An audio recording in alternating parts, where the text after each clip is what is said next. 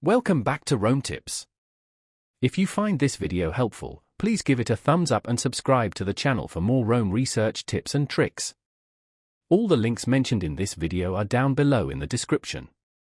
This video reflects my own experience using NatWest.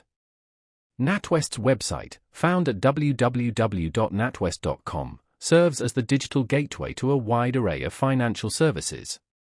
Whether you're looking for personal banking solutions like current accounts, savings accounts, and mortgages, or you need support for your business finances, NatWest aims to provide a comprehensive online platform.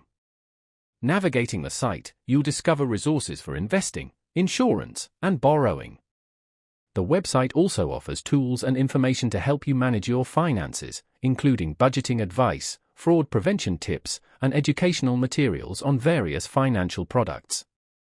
NatWest emphasizes digital banking, allowing customers to access their accounts, make payments, and manage their finances 24/7.